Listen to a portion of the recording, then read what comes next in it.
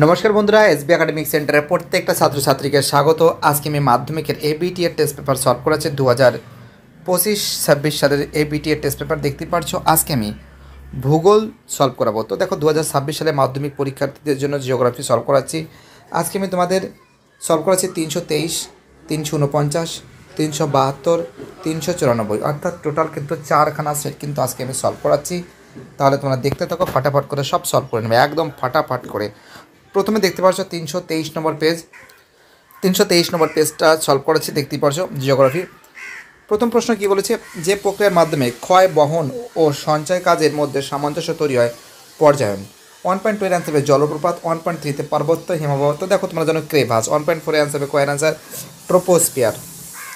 Just অ্যান্সারগুলো তোমাদের mark করে দিচ্ছি। 1.4 এর অ্যান্সার হবে কয়ের অ্যান্সার ট্রোপোস্ফিয়ার বলে দিচ্ছি। 1.5 এর অ্যান্সার হবে শিশিরাঙ্ক। 1.6 এর অ্যান্সার হবে হিমপ্রাচীর।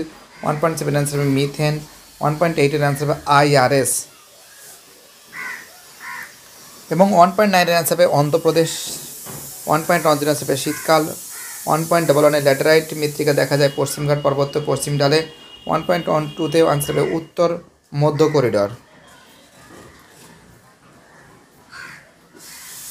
পরের প্রশ্ন কী বলেছে, কেন্দ্রীয় কফি গবেষণাগার চিকমাগালুরুতে। 1.14 পশ্চিমঘাট পর্বতের সর্বাধিক গুরুত্বপূর্ণ তথ্য প্রযুক্তি শিল্পকেন্দ্র সেক্টর 5। তো দেখো এখানে সত্য মিথ্যা, যেটা সত্য আছে সেটা সু লিখতে হবে, যেটা মিথ্যা আছে সেটা লিখতে হবে, মানে অশুদ্ধ। তো আমি কেটে দিচ্ছি, যেটা রাইট নিচ্ছি সেটা শুদ্ধ, যেটা কেটে দিচ্ছি সেটা অশুদ্ধ। প্রথমেরটা শুদ্ধ, তারপরটা শুদ্ধ। এর 2.13 ভুল আছে, 2.14 ঠিক আছে, 2.15 ভুল আছে, 2.16 ভুল আছে, 2.17 ভুল আছে। এবার দেখো এই প্রশ্নগুলো তোমাদের সলভ করে দিচ্ছি। 2.21-এ নদীর ড্যাশ নদীর নাম অনুসারে নদীতে সৃষ্ট বাঁক মিয়েন্ডার নামে পরিচিত। অ্যান্সার হবে মিয়েন্ডারেস। পরের প্রশ্ন কী বলেছে, 2.22 বায়ুমণ্ডলের উচ্চতা বৃদ্ধির সাথে সাথে উষ্ণতা বৃদ্ধি পাওয়াকে কী বলে, বৈপরীত্য উত্তাপ বলে। অ্যান্সার হবে বৈপরীত্য উত্তাপ বলে। 2.23-তে ড্যাশ মেঘালয়ের মালভূমির সর্বোচ্চ অংশ। অ্যান্সার হবে শিলং। পরের প্রশ্ন কী বলেছে, 2.24-এ কী বলেছে দেখো, যে সকল বজ্র বিয়োজিত হয়ে জল মাটি ও বাতাসের সঙ্গে মিশে যায় তাকে জৈব ঠিক আছে ভঙ্গুর বজ্র বলে। 2.25-এ কী বলেছে, বলেছে ড্যাশ শহরকে দক্ষিণ ভারতের ম্যানচেস্টার বলা হয়। অ্যান্সার হবে কোয়েম্বাটুরকে বলা হয়। 2.26-এ শীততাপ নিয়ন্ত্রণ যন্ত্র ব্যবহার করার ফলে CFC গ্যাস নির্গত হয়, CFC। পরের প্রশ্ন কী বলেছে, 2.27-এ কী বলেছে, সমুদ্র জলরাশি একই স্থানে উলম্ব সঞ্চালনকে কী বলে, সমুদ্র তরঙ্গ বলে। দেখো এবার আমি তোমাদের এই প্রশ্নগুলো সলভ করে দিচ্ছি। একটি বা দুটি শব্দের উত্তর দাও। 2.31-এ ভারতের ভূবৈচিত্র্য সূচক মানচিত্রে প্রস্তুতকারী সংস্থার সদর দপ্তর। অ্যান্সার হবে দেরাদুন। পরের প্রশ্ন কী বলেছে, 2.32-তে বলেছে 2011 সালের জনগণনা অনুসারে ভারতের সাক্ষরতার হার 74.04%। পরের প্রশ্ন 2.33-তে ভারতের বৃহত্তম বিমানপথ নির্মাণ সংস্থা HAL। পরের প্রশ্ন 2.34-এ ভারতের কোন রাজ্যে দক্ষিণ পশ্চিম মৌসুমী বায়ু সর্বপ্রথম এসে পৌঁছায়। অ্যান্সার হবে কেরালা। অ্যান্সার কি হবে, অ্যান্সার হবে কেরালা হবে। চলো আমাদের পরের প্রশ্ন 2.35-এ কঠিন বজ্র পদার্থের সবচেয়ে বড় উৎস কোনটি। অ্যান্সার হবে শিল্পক্ষেত্র। 2.36-এ কোন স্রোতের প্রভাবে জাপান উপকূলীয় উষ্ণ স্রোত দেখা যায়। অ্যান্সার হবে শীতল এটা কিন্তু বলেছে উষ্ণ কুরেশীয় স্রোত। অ্যান্সার কী লিখবে, উষ্ণ কুরেশীয় স্রোত লেখা রয়েছে। পরের প্রশ্ন 2.37-এ মেঘাচ্ছন্নতা কোন এককে মাপা হয়। ওয়াকটাস। 2.38-এ নদী বাঁকের সঞ্চয়কে কী বলে, বিন্দুবার বলে। ম্যাচিংটা দেখে নাও তোমরা, ম্যাচিংটা খুব সুন্দর করে সলভ করে দিচ্ছি। তো দেখো তো দেখতে পাচ্ছ ম্যাটারহর্ন হবে, অ্যান্সার হবে আলপাস হবে। কাতার হবে, কিন্তু এটা তোমরা জানো মিশর হবে। খাড়ি হবে কিন্তু প্রশস্ত নদীর মোহনা হবে। গ্র্যান্ড ক্যানিয়ন হবে কলোরাডো নদী। তো দেখতে পাচ্ছ খুব সুন্দর করে সলভ করে দিচ্ছি। এবার তোমাদের আমি পরের পেজটা সলভ করে দিচ্ছি, ঠিক আছে। দেখতে পাচ্ছ এবার আমি তোমাদের সলভ করে দেবো কিন্তু 349 নম্বর পেজ, ঠিক আছে।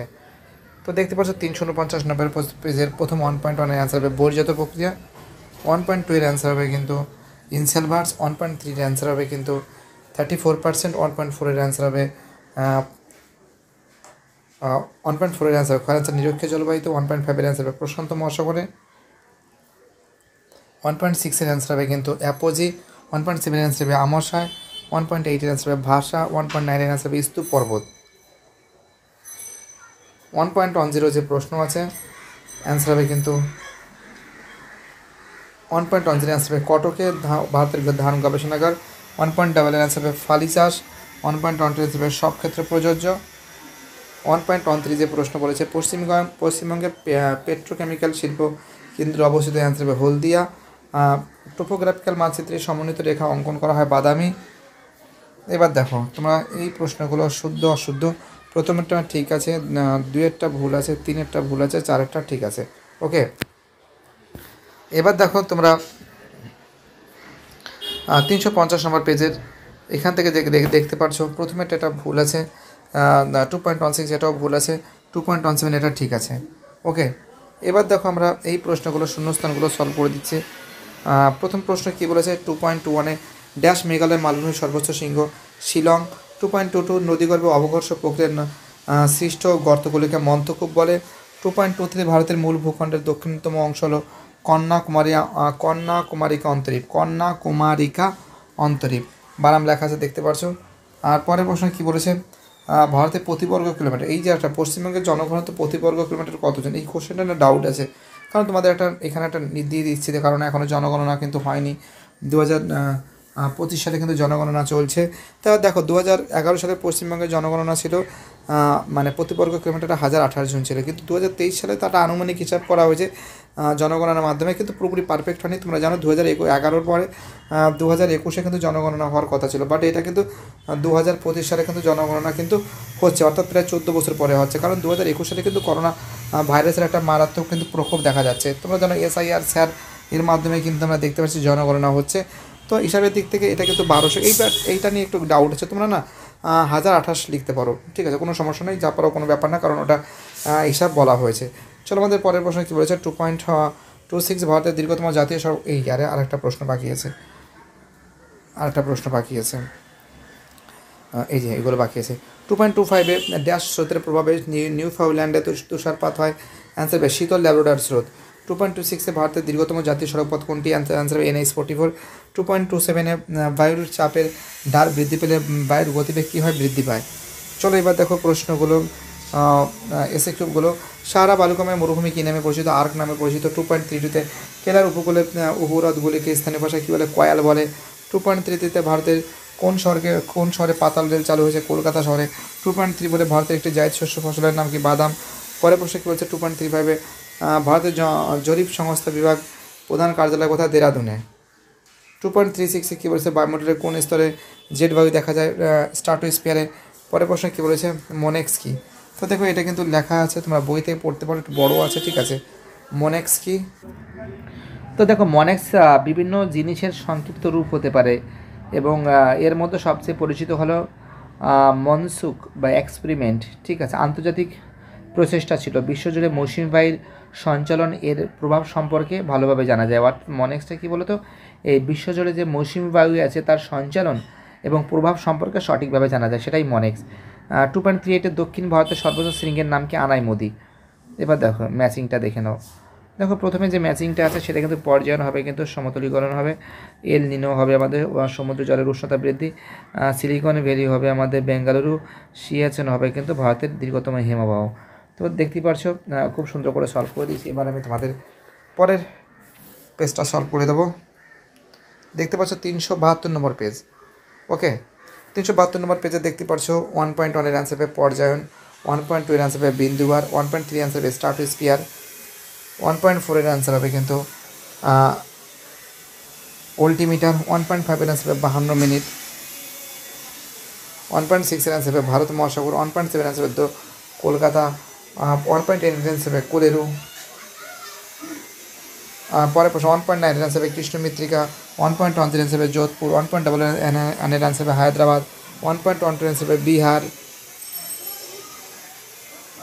1.13 অ্যান্সার হবে দক্ষিণ ভারতের ধান ভান্ডার হলো তামিলনাড়ু, 1.14 এর অ্যান্সার হবে লাল। এবার দেখে এই প্রশ্নগুলো, গোরাসাপা জলপ্রপাত সবার মধ্যে নদীতে অবস্থিত, এটা ঠিক আছে। 2.12 ভুল আছে, 2.13 ঠিক আছে, 2.14 ঠিক আছে, 2.15 ঠিক আছে, 2.16 ভুল আছে, 2.17 ভুল আছে, ঠিক আছে। দেখতে পাচ্ছ, পারলে একটা স্ক্রিনশট মারতে পারো।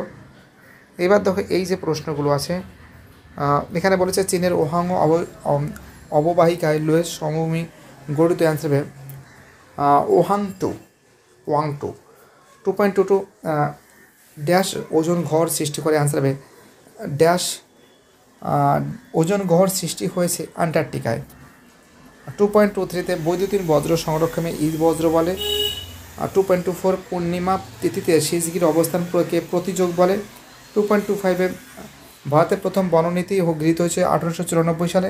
2.26 ভারতের আন্তর্জাতিক বিমানবন্দর আছে 35টি। পরের প্রশ্ন কি বলেছে, নেক্সট প্রশ্ন 2.27 টোপোগ্রাফি শব্দের অর্থ হলো ভূসংস্থান বা স্থান বিবরণী। দেখো এবার দেখো 2.31 যে কাল্পনিক সীমারেখার উপর সারা বছর বরফ জমে থাকে তাকে হিমরেখা বলে। 2.32 পম্পাস তৃণভূমির উপর দিয়ে প্রবাহিত শীতল বায়ুটির নাম কি? তোমরা জানো অ্যান্সার হবে কিন্তু পম্পেরু। ঠিক আছে, অ্যান্সার কী হবে? পম্পেরু হবে। দেখো লেখা আছে। 2.33 শৈবাল সাগর কোন মহাসাগরে দেখা যায়? আটলান্টিক মহাসাগরে। 2.34 ল্যান্ডফিল থেকে উৎপন্ন গ্যাসটি হলো মিথেন। 2.36 উচ্চ গঙ্গা সমভূমির নবীন মৃত্তিকা গঠিত অঞ্চলকে কী বলে? খাদার বলে। কী বলে? খাদার বলে। 2.36 সোনালী তন্তু বলা হয় পাটকে বলে। 2.37 কোন শহরে ভারতের রুট বলা হয়? দুর্গাপুরকে বলে। 2.38 ভারতের বৃহত্তম বন্দর কোনটি? মুম্বাই। এবার দেখো ম্যাচিংটা দেখে নাও। জুম চাষ হবে, মৃত্তিকা ক্ষয় হবে, ধোঁয়াশা হবে আমাদের দূষণের ফল। ভারতের মোটরগাড়ি নির্মাণ শিল্পকেন্দ্র, অ্যান্সার হবে গুরগাঁও। অম্রবৃষ্টি হবে গ্রীষ্মকালীন। এই টোটাল এই সেটগুলো সলভ করে দিচ্ছি। ঠিক আছে, পারলে একটা স্ক্রিনশট মারতে পারো।